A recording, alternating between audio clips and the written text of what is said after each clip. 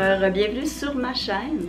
Alors, comme promis, je vais vous parler de mon voyage qui a eu lieu en Italie. Je vous parle plus principalement de Venise. La prochaine vidéo que je vais publier, ça va être principalement sur Pompéi et Sorrente. Ensuite, je vais parler de Rome. Puis aussi, je vais parler de Nice et de Monaco en dernier. Je commence la première partie avec Venise. On est parti le 7 octobre dernier avec Air Transat dans un vol de nuit. Ça s'est bien passé, il n'y a pas eu vraiment de turbulence, alors tout a été bien calme.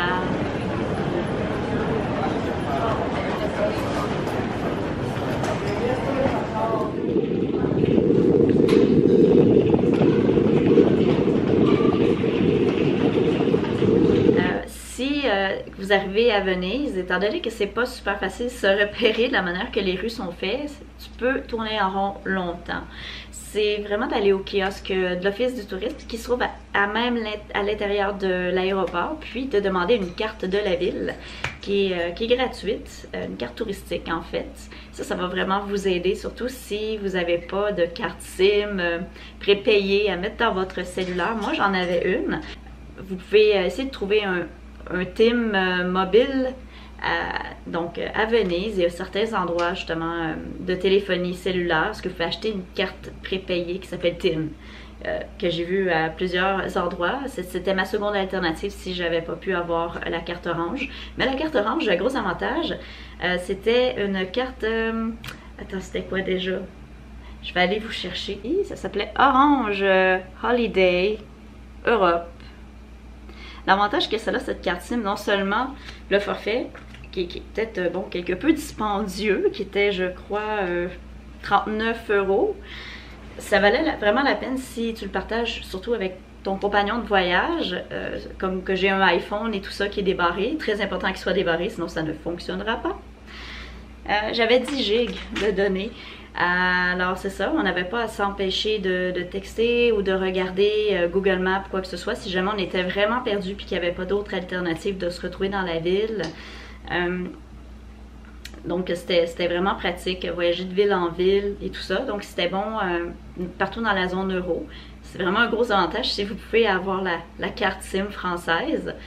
Autre chose à savoir qui est important, c'est que quand vous arrivez à l'aéroport de Marco Polo, pour pouvoir aller de l'autre côté à San Marco par exemple, ou aller vers votre auberge, vous n'avez pas le choix de prendre un Vaporetto.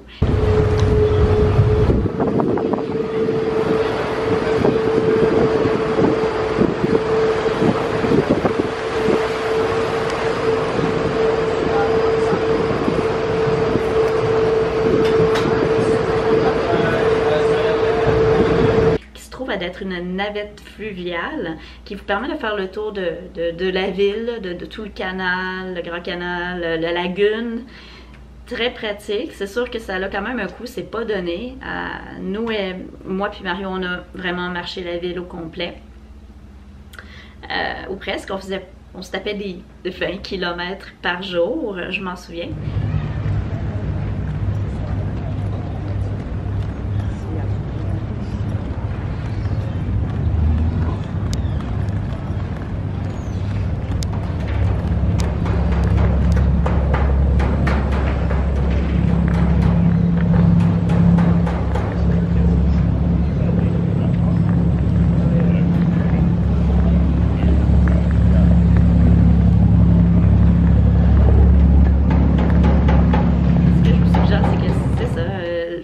Les choses que vous avez besoin durant la journée, puisque le soir, avec la tonne de ponts, puis de chemins, puis de directions qu'il y a dans la ville, bien beau d'être quand même pas super grande, mais vous pouvez vous perdre très facilement.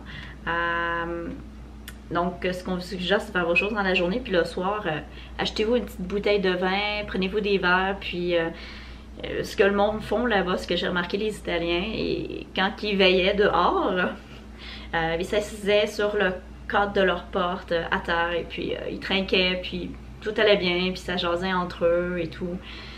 On a fait pareil, on a vécu un peu à la vénitienne. À Venise, les gens sont vraiment très accueillants, sont vraiment habitués de voir des touristes. La plupart parlent anglais et à ma grande surprise, comme on reconnaissait notre accent français, la plupart ils se mettaient à nous parler en français puis ils étaient comme très heureux de nous aider dans notre langue et tout. Sur Venise ou en Italie en général, lorsque vous commandez un café expresso ou à latte ou autre, en fait vous avez un prix différent qui est chargé au bar, ou si vous prenez une place assise, c'est un tout petit peu plus dispendieux si vous le prenez en état assis, mais mettez-vous à l'aise ou quoi que ce soit, c'est pas tellement si dispendieux.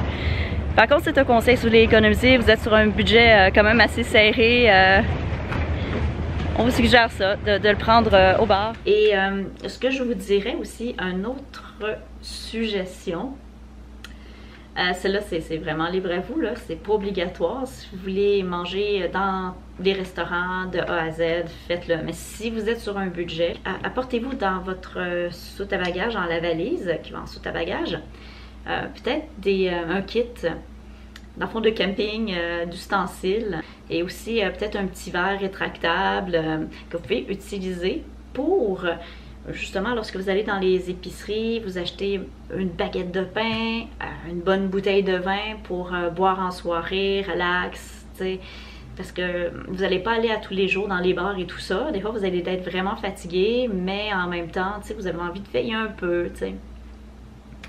Donc, soit pour couper le fromage, faire une petite sandwich comme ça à la va-vite, aller manger dans un parc. On a vraiment un endroit où vous pouvez aller acheter plusieurs palettes de chocolat pour pas trop cher. Et ça s'appelle le Conad. Je fais pas de publicité, mais c'est vraiment une très bonne épicerie. C'était vraiment pas trop cher. Ça s'appelle le Conad. Si vous achetez des cartes postales, c'est super, mais la chose qu'il faut savoir, puis c'est très important, c'est que lorsque vous achetez des timbres, on passe tout de suite à aller à la tabagie, puis de demander des timbres. Il y a certaines personnes au comptoir qui vont vous expliquer que le type de timbre que vous achetez, vous ne pouvez pas le poster n'importe où parce qu'il y a un service privé, puis ça s'appelle le Friend Post. Ah voilà. Ça, c'est le Friend Post, le timbre, qui coûte 2,50 € que ça coûte. C'est ça, qu'est-ce qu'il y a de particulier, c'est que vous pouvez la mettre seulement dans une boîte aux lettres spéciale pour un service privé. Bien souvent, il va y avoir la boîte aux lettres que d'être à même la tabagie. Alors ça, assurez-vous d'avoir écrit vos cartes postales avant de les envoyer. Sinon, ça peut être un peu compliqué si vous les achetez puis vous partez de la tabagie. Je vous suggère peut-être à la place d'aller chercher la poste italienne, l'officielle, peut-être aller directement au bureau de poste, de le rechercher. Allô Yoko? Yoko se joint à moi pour cette vidéo. Si vous les utilisez, ça va fonctionner. Sauf que ça va prendre peut-être 1 mois avant que les gens, 1 à 2 mois, avant que les gens reçoivent vos cartes postales à la maison. J'ai des amis en Allemagne qui les ont reçues à ce moment-ci, puis ça fait pas vraiment longtemps, ça fait à peine peut-être 1 ou 2 semaines. Là, on est rendu le 26 novembre. Puis ils ont reçu leur carte peut-être autour du 13 novembre, alors que notre voyage était le 7, et puis je les avais postés peut-être la 2e journée qu'on était à Venise. Vous voyez le genre? Donc recherchez la poste italienne à la place d'aller les acheter à tabagie, parce qu'à la tabagie, on ne vous vendra pas des timbres de la poste officielle de l'Italie. On va vous vendre le beau timbre comme celui-ci. Mais qu'est-ce qui arrive, c'est que si vous les mettez dans la mauvaise boîte aux lettres, la poste italienne officielle par exemple, ce qui arrive c'est qu'ils vont les déchirer et vos amis, votre famille ne recevront jamais ces cartes postales-là. Donc jusqu'à maintenant, mes amis qui habitent au Québec, ma famille, ils n'ont pas reçu leur carte postale. Alors je me dis, soit je les ai mis dans la mauvaise boîte aux lettres, ou ils vont les recevoir peut-être un mois plus tard encore, peut-être 2 mois après, parce que l'Allemagne c'est un peu plus proche, c'est un peu plus du même continent que le Canada. Hein? Est-ce qu'on doit tiper en Italie? Il y a déjà un pourboire qui est inclus dans la plupart des restaurants qui s'appelle un coperto. Bien souvent, c'est ça, ils chargent un coperto soit de 1 ou 2 euros par personne, ou encore si ça se trouve à être 10% de la totalité de la facture qui est à payer. C'est ça, il y a certains endroits qui ne chargent pas du tout de coperto. Dans ça là, ça va super bien, c'est chouette. Sinon, c'est ça, mettez pas du pourboire par-dessus ça parce que ça va vraiment vous revenir assez cher si vous êtes sur un budget.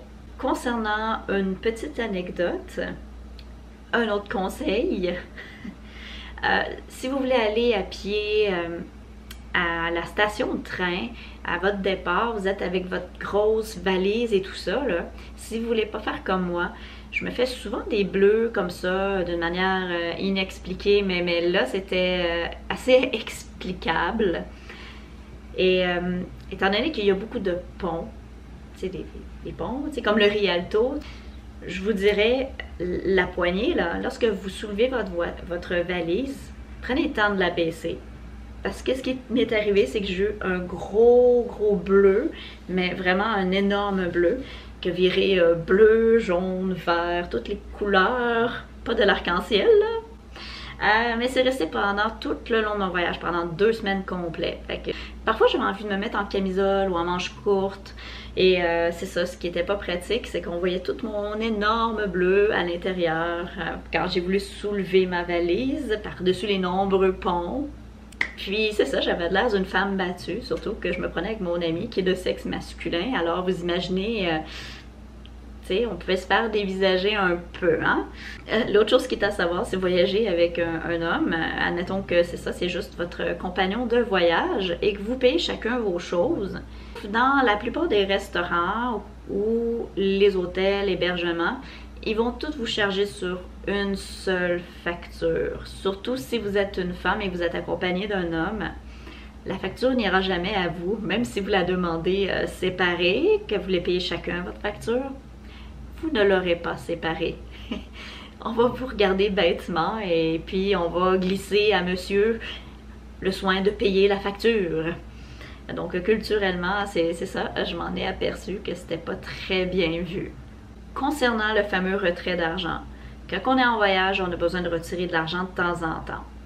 Ben en Italie, faites attention, ok, je sais pas si c'est un scam ou quoi que ce soit, mais il y a des compagnies indépendantes d'ATM qui en profitent largement. Puis, mon ami, il a vécu cette situation-là. Alors, c'est ça, en cherchant sur le chemin, on marchait, puis on voyait pas vraiment de banque. Ben, il y en avait, sauf que comme on voulait vraiment retirer de l'argent rapidement et tout ça, mon ami dit « Ah tiens, je vois un ATM, je vais aller l'en retirer. » Puis là, il y a eu la belle surprise de se faire charger une 40aine d'euros de frais bancaires. Et il a fait le saut quand il a vu son ticket après son retrait. Fait que ce que je vous suggère, c'est vraiment plutôt aller retirer votre argent dans soit une banque italienne à l'intérieur d'une institution, même s'il y a un guichet extérieur, assurez-vous que ce soit une banque. Ou sinon, vous pouvez vraiment trouver facilement une banque allemande, la Deutsche Bank, ou encore le Crédit Agricole qui est une banque française. Donc ces banques-là, les banques officielles italiennes, la banque allemande ou française, c'est bon, on va vous charger des frais normaux pour la devise canadienne en euros. Les choses qui sont absolument à visiter à Venise, vous avez la Basilica di San Marco, donc la basilique San Marco. Ce qui est important à savoir, c'est surtout si vous désirez visiter la basilique San Marco, il faut arriver vraiment tôt le matin. Parce que les files, les groupes de touristes se ramassent là assez rapidement. Donc, je vous dirais dans les premières heures, peut-être autour de 8h, 9h le matin, c'est l'idéal. C'est sûr que nous, on était en octobre, mais j'imagine que en plein mois de juin, juillet, au gros boom, où il y a encore plus de touristes, c'est peut-être encore un peu plus difficile de vouloir entrer dans la basilique parce qu'il va y avoir plus d'attente. Basilique San Marco. C'est une basilique qui a été construite selon un plan à croix grec qui date de l'époque de l'Empire byzantin. La construction de la basilique a débuté en 1063. L'église a été bénite le 8 octobre 1094 lorsque le corps de Saint-Marc a été définitivement déposé dans une tombe de marbre en dessous de la grande autel. Et autre chose à savoir, si vous voulez la visiter, cette basilique-là, puis si vous voulez pas vous faire retourner de bord, vous pouvez pas apporter votre sac à dos. Donc la personne à l'entrée, elle va vous dire non, vous pouvez pas entrer, pas avec votre sac à dos, vous devez justement en disposer et tout ça. Mais on nous dit plus ou moins comment, donc en discutant avec des gens autour qui attendaient dans la même file que nous, ils ont dit ah ouais, tu peux aller le porter en arrière de la basilique, il y a un centre de dépôt où vous allez mettre vos sacs à dos gratuitement, c'est sécuritaire là. Enfin, c'est des madames qui s'occupent de ça. Vous allez porter votre sac à dos, on vous remet un ticket, puis c'est important dans le fond de retourner le rechercher après la visite à la basilique. Ils donnent 1 heure maximum pour le dépôt des sacs à dos. Donc ça, c'est pratique à savoir. Aussi, le second endroit à visiter, c'est la Piazza San Marco. C'est vraiment la grande place San Marco avec la vue sur la basilique. C'est vraiment immense, c'est beau, ça vaut vraiment la peine. Et aussi, qu'est-ce qui est beau à visiter? Vous avez le Palais des Doges, comme vous allez voir dans les images ici.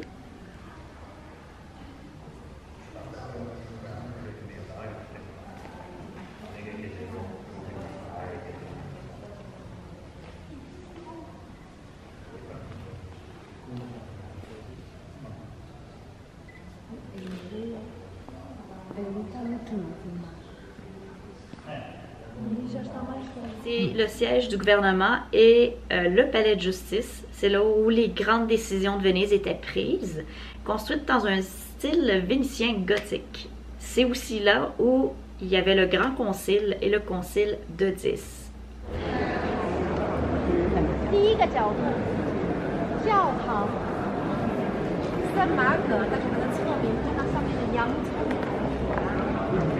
L'autre endroit vraiment à visiter, ça se trouve à être le pont des Soupirs, le Ponte dei Sospiri. Le pont des Soupirs sépare le Palais des Doges à la nouvelle prison.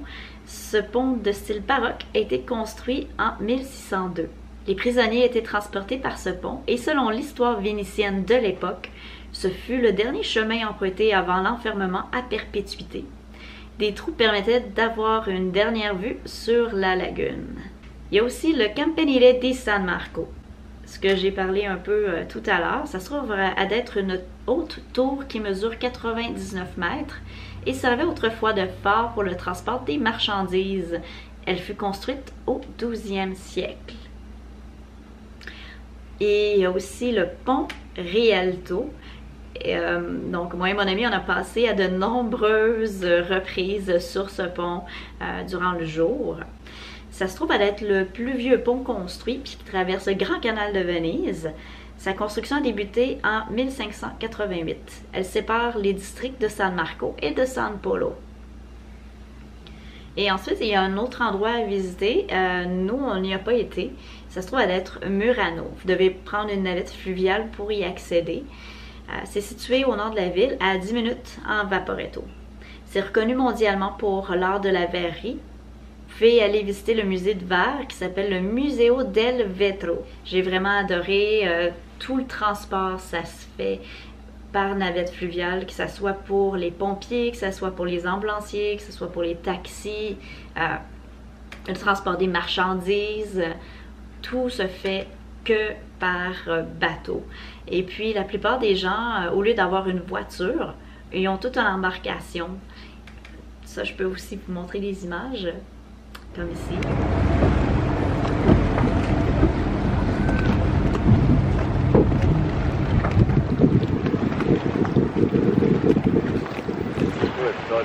Donc, bonjour de Venise. On arrive déjà de l'autre côté de la rive.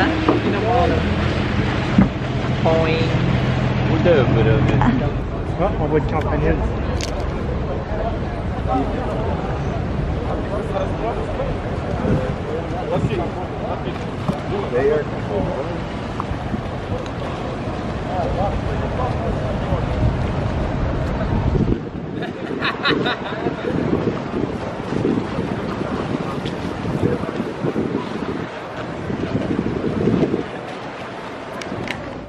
La boisson locale, le cocktail qui est vraiment essayé là-bas, ça se trouve à être le Aperol Spritz.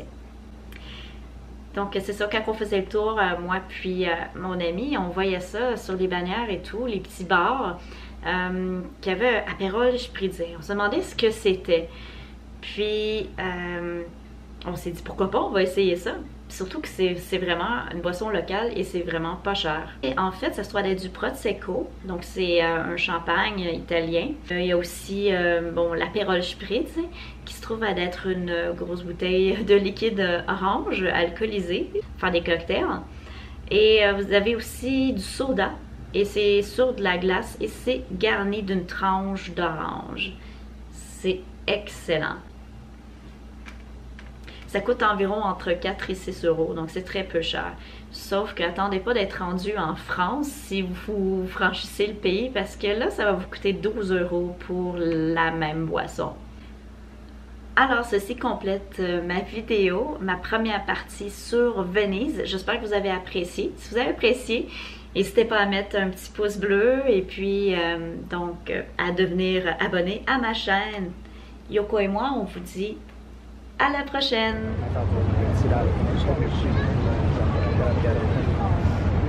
Gli era mancata sta parte di un'altra persona, ragazzi assieme eccetera, e quindi lo sfizio suo di insegnare. Poi da una persona che tipo in termini di stabilità. Veniamo da, non so, dall'Africa. Ma è assurdo, Pasquale, come cosa. Cioè io veramente